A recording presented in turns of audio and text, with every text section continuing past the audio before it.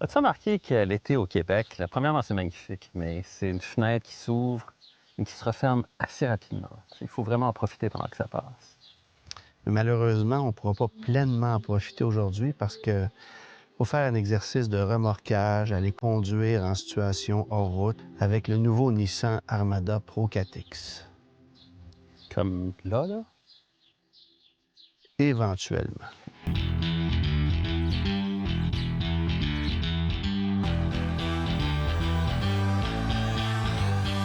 Le Guide de l'auto, une présentation d'Antirouille Métropolitain, recommandé par CA Québec. Je suis obligé de te dire, Gabriel, que je suis pas un adepte de camping, mais avec un Armada Pro 4X et une roulotte Airstream comme ça me réconcilie un peu avec le hobby.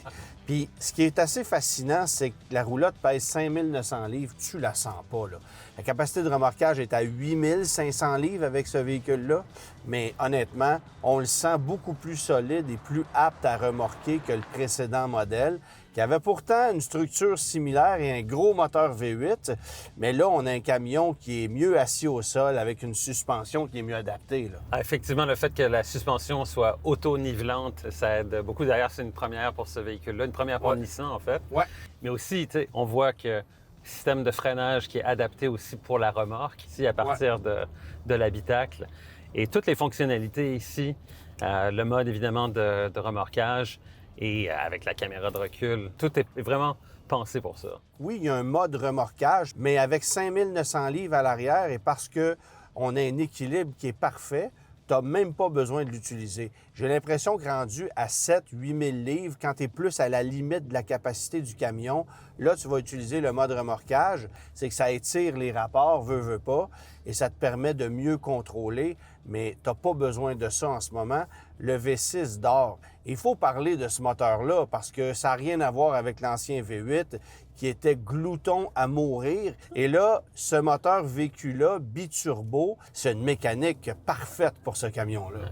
Et c'est ça qui est vraiment impressionnant parce que ce moteur-là, cette architecture-là, le moteur VQ, la lettre V, la lettre Q, c'est un moteur que Nissan a utilisé, a développé il y a assez longtemps et qui a utilisé à toutes les sauces et justement plusieurs applications différentes selon les modèles.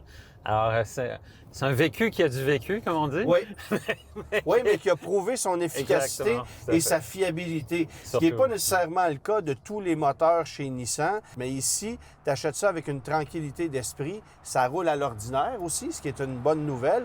Alors que ce qui est comique, c'est que si tu achètes un QX80, on t'annonce une puissance de 450 chevaux au lieu de 425, mais il faut que tu roules au super. C'est exactement le même moteur, mais avec du super, vous allez gagner 25 chevaux. Il y a aussi une version Nismo de ce véhicule. Un peu drôle, ça, quand même. Ça aussi. Ouais. Donc, avec une puissance qui est encore plus élevée. Ben, en fait, je te disais que c'était 450 chevaux avec du super. Ouais. La version Nismo requiert du super et elle est à 460 chevaux parce qu'elle a un échappement un peu différent. Donc, c'est le même moteur, c'est de la reprogrammation tout simplement. On a voulu faire une version sportive d'un gros VUS comme ça et c'est une idée qui permet à Nissan de se distinguer avec son camion parmi les autres joueurs.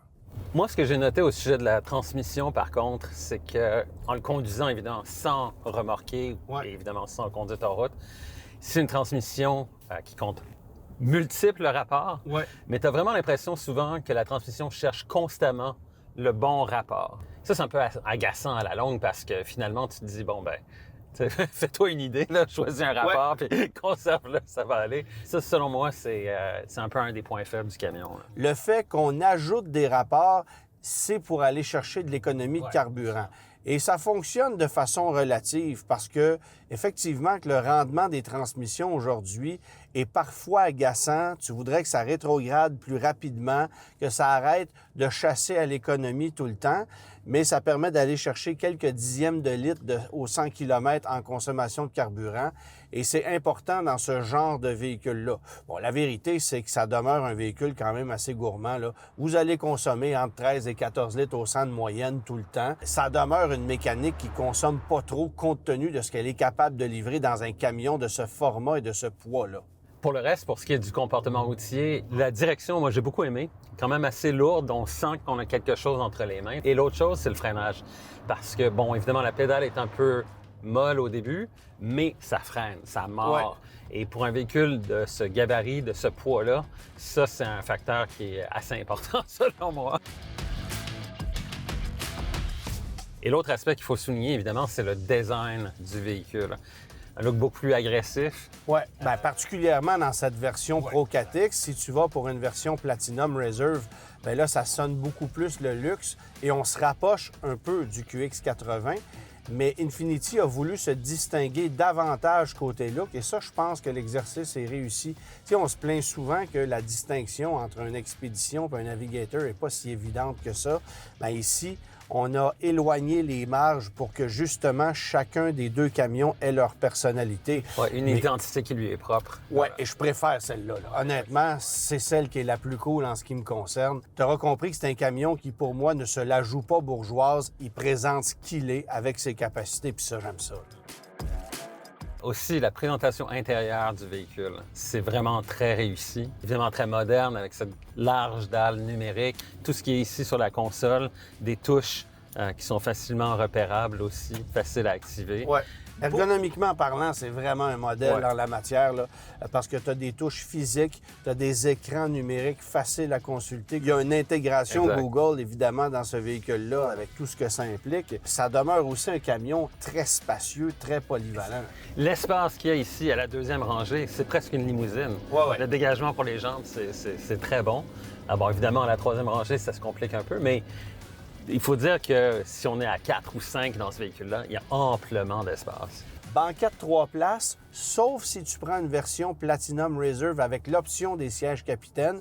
Ça, j'aime ça, parce que quand tu achètes un camion comme celui-là, tu veux pouvoir installer 3 personnes à la deuxième rangée. Tu veux pas être obligé d'utiliser la troisième rangée à tout bout de champ.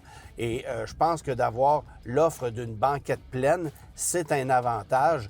L'autre aspect qui donne vraiment un cachet haut de gamme à ce véhicule, c'est la chaîne audio. Ça, je pense qu'il faut en parler. Chaîne audio, Klipsch Audio, c'est vraiment une chaîne haut de gamme.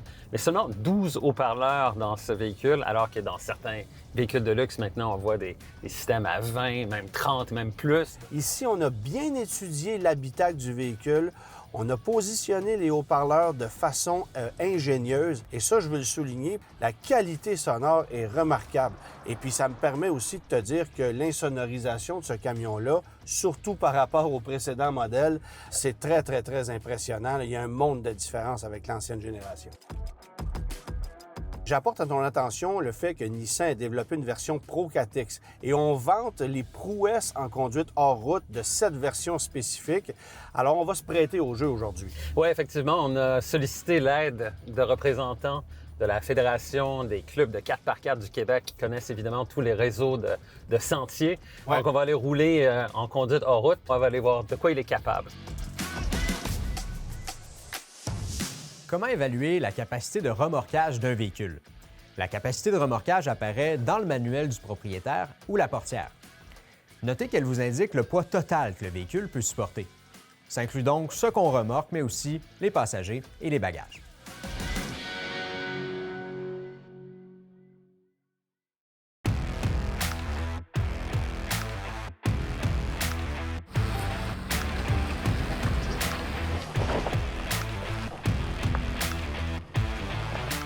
Donc là, on place ça en mode rock. Et aussi, on met la caméra en mode où on peut voir Ouais. comme sous le véhicule. Ça, c'est l'élément qui est le fun parce que si tu as un obstacle devant toi, tu évites peut-être de l'endommager. C'est le genre d'exercice que les acheteurs de gros VUS comme ça feront pas nécessairement souvent, mais parce qu'à peu près tout le monde dans le segment propose une version équivalente à ce Pro 4X, Nissan n'avait pas le choix de le faire. Il y a une roche ici, hein? Oui. J'ai l'impression qu'elle gagnerait par rapport à nous, fait que... Ah, ça va passer. Ça passe, c'est bon. Les capteurs s'emballent. Mais ça, en fait, c'est la réponse au Chevrolet Tahoe Z71, Ouais. Ford Expedition Tremor, Ouais. Toyota. Moi, je dis le très mort, mais c'est ça. Là, tu vois, c'est intéressant parce que le 4 roues motrices travaille un peu différemment parce qu'on est en mode roche. On sent qu'il y a une suspension qui est conçue un peu pour ça, des pneus qui sont plus pratiques. Oui, c'est des Yokohama Geolander, d'ailleurs, qui sont vraiment mieux adaptés pour la conduite en route. Parce qu'évidemment, le camion a des plaques de soubassement supplémentaires, des pneus qui sont plus agressifs. Et Wow! c'est Heureusement qu'il y a une plaque. Hein? C'est ça, c'est pas toujours... Pendant que je parle, regarde dans la caméra, des fois qu'il y aurait quelque chose. C'est tough de trouver une place de stationnement au 10-30. Hein? N'est-ce pas? Ironiquement, c'est beaucoup plus ce qui va arriver avec ce camion-là que ce qu'on est en train de faire présentement. Mais c'est quand même capable, là. Puis tu sais, le fait que ce soit un camion sur châssis à échelle, ça change la donne là, par rapport à un châssis monocoque, c'est sûr. Ça, on sent que le véhicule est vraiment très rigide. Ouais. D'ailleurs, on n'entend pas vraiment de bruit de craquement ou de flexion, de torsion. Non, c'est souvent ce qu'on a reproché à Nissan, c'est la qualité de fabrication, tu sais, puis là, je vais finir cet exercice-là, puis je vais finir ma phrase après. C'est correct? Parce que il y a une roche ici, là, puis on dirait que je ne l'aime pas bien. Redresse un peu. Ça passe On va pas, s'étirer. Ça le confirme. Ça passera pas, hein? Ah, En fait, ça peut passer, mais il y a un facteur de risque relativement élevé. Ça n'a rien à voir avec les compétences du véhicule, ça a à voir avec la largeur de l'endroit où je me trouve. Je suis content d'avoir renouvelé mon assurance vie. Bon. Content pour toi, moi aussi.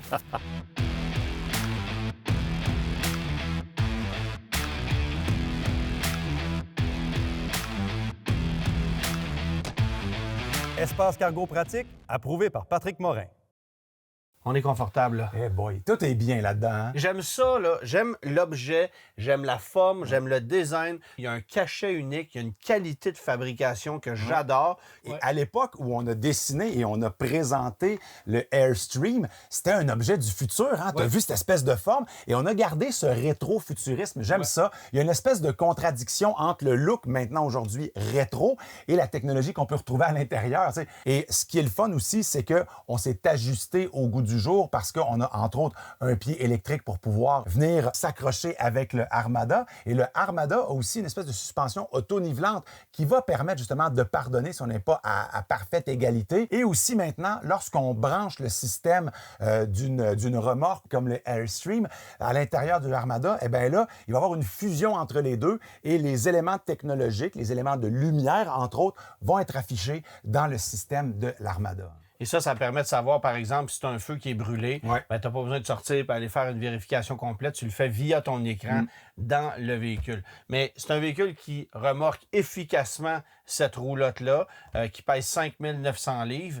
Un peu plus parce que là, on est deux gars dedans et deux caméramans accessoirement. On ne dira pas leur poids, mais on défonce le 6000. Ça ressemble au nôtre, Mais le Armada est bâti solide aussi. Quand tu t'assois à l'intérieur, tu le remarques tout de suite. Moi, ce que je vois et ce que j'ai vu apparaître aussi dans les dernières années au Consumer Electronics Show, ce gros salon électronique à Las Vegas avec les nouvelles technologies, c'est des caravanes dans ce style-là qui sont assistées avec des moteurs électriques. Donc, ils vont être capables d'offrir une partie de la propulsion et du freinage grâce à une batterie et des moteurs aux roues, ce qui fait que le véhicule qui tire va déployer beaucoup moins d'énergie, va dépenser moins tantôt soit de batterie ou encore d'essence. C'est super intéressant et j'ai même vu un peu plus loin des caravanes qui, une fois décrochées comme ça, sont capables d'être contrôlées à vitesse très lente avec un téléphone pour rentrer dans des endroits qui vont être un peu plus exigus. Donc, il y a beaucoup de développements aussi qui sont faits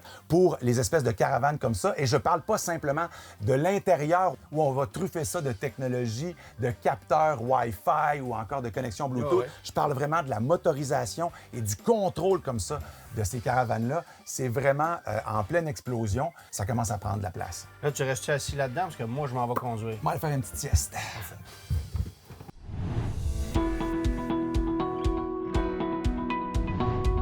Aujourd'hui, les véhicules sont bourrés de capteurs électroniques.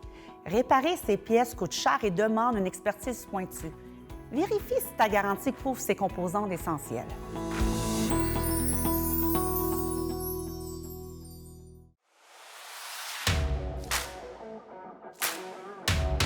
Avec un prix de base de 87 850 et pouvant grimper jusqu'à 110 620 le Nissan Armada se positionne à la moyenne des tarifs de son segment. La version à l'essai aujourd'hui, orientée pour le hors-route, n'est ni la plus luxueuse ni la plus dispendieuse de sa gamme. Elle s'affiche à 98 140 transport et préparation inclus. Financée sur 72 mois à 4,99 cette version revient à environ 1 779 par mois, taxes incluses. En location 48 mois avec 20 000 km par année, on parle de 1 647 par mois et 2 paiements incluant un incitatif actuel de 5 000 offert par le manufacturier. L'Armada est loin d'être le véhicule le plus vendu de sa catégorie et sa dépréciation demeure plus importante que celle de certains de ses concurrents. Avec le contexte politique actuel et les tarifs américains, on sent une diminution des exportations qui aidait beaucoup la rétention de valeur des compétiteurs américains, particulièrement le Chevrolet Tahoe et le GMC Yukon. Avec l'arrivée du tout nouveau modèle qui, à mon avis, plaira beaucoup plus que l'ancien, est-ce qu'on peut se permettre d'espérer une meilleure rétention de valeur sur le marché? Je l'espère bien, mais à taux équivalent, je recommanderais de privilégier la location. Elle vous offre une porte de sortie au terme du bail et la possibilité de réévaluer si racheter le véhicule ou le remplacer est la meilleure option.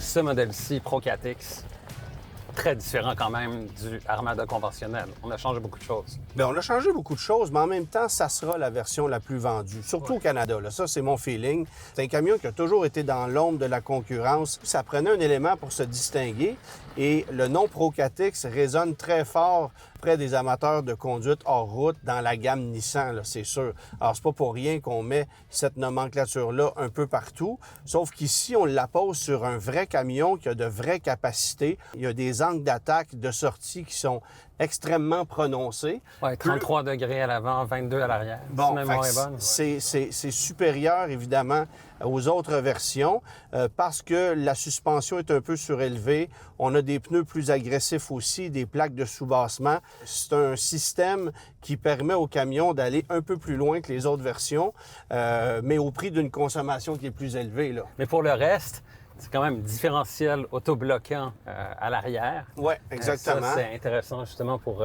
la conduite hors route.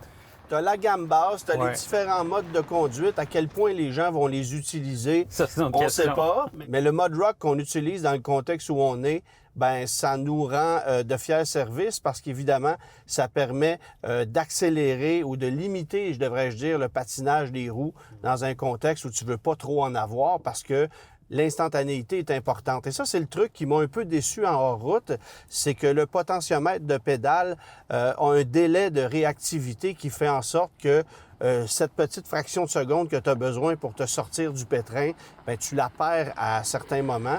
Mais c'est une réalité pour la plupart des mécaniques modernes parce que il y a un délai de réaction, à moins que tu sois dans un contexte de conduite en route extrême comme c'est notre cas, ben tu verras pas vraiment la différence. Ce qu'on s'est rendu compte, par contre, c'est que la suspension de ce camion-là est tellement efficace que des dos down, de gros nids de poule, ben ça change pas grand-chose. Le camion prend le coup sans souffrir.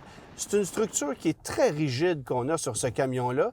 Puis ce qui est étonnant, c'est que c'est la même structure que la précédente génération qui, elle, était quand même assez âgée. On l'a améliorée, mais je te dirais que le résultat est vraiment impressionnant. Moi, c'est un camion que j'aime beaucoup conduire dans tous les contextes. Et ça me permet de te dire que c'est un de mes produits Nissan préférés parce que je trouve que l'approche est extrêmement sérieuse. Mais en fait, plus on conduit ce véhicule-là, plus on passe du temps avec, plus on s'aperçoit qu'on est vraiment proche d'un Infiniti, finalement. Oui, en ce qui a trait au design, en ce qui a trait à toutes les fonctionnalités et le facteur luxe qui est quand même assez présent dans ce véhicule. Qui est encore plus présent si tu vas vers une version Platinum Reserve, par exemple, où là, tu chevauches carrément avec les prix d'un QX80. Mais pour moi, payer davantage pour avoir l'emblème Infiniti, ça vaut pas la peine. Alors, je demeurerais dans un produit Nissan. La version que je choisirais, c'est celle-ci, parce qu'elle est capable de tout faire et parce qu'au Québec, des roues de 22 pouces, 21 pouces, c'est mal adapté. Moi, je préfère de beaucoup avoir des pneumatiques de ce genre-là, quitte à consommer un peu plus de carburant. Effectivement, quand on regarde les capacités hors route de ce véhicule-là et de ce qu'il est capable de faire aussi en remorquage, bien, c'est clair que c'est le choix le plus éclairé. Allez, la descente aux enfers. Ouais. Ben, c'est pas que c'est l'enfer, c'est qu'il y a une belle roche ici. Ouais. On va essayer de l'éviter. Le plus gros défi, Gabriel, c'est tu sais quoi quand tu es en conduite en route comme ça? Éviter les caméramans. Et on sent véritablement là, le système qui travaille pour essayer d'optimiser la motricité. Oui, mais le délai de l'accélérateur est agaçant parce que quand tu appuies, il réagit à retardement puis il garde Ouais. un régime moteur élevé trop longtemps. Ce qui veut dire que si tu veux avoir on-off, tu n'es pas capable. Ça, c'est agaçant pour vrai. OK, bien passé ici. Ça va, par exemple. là. Ouais. C'est étonnant, là. Il est quand même capable, ce camion-là. Là. C'est pas petit, là. L'exercice auquel on le soumet aujourd'hui est peut-être un plus extrême, certainement, que ce que la moyenne des gens vont faire. La faune et la flore sont mises à rude épreuve. C'est-à-dire qu'il y a des poissons.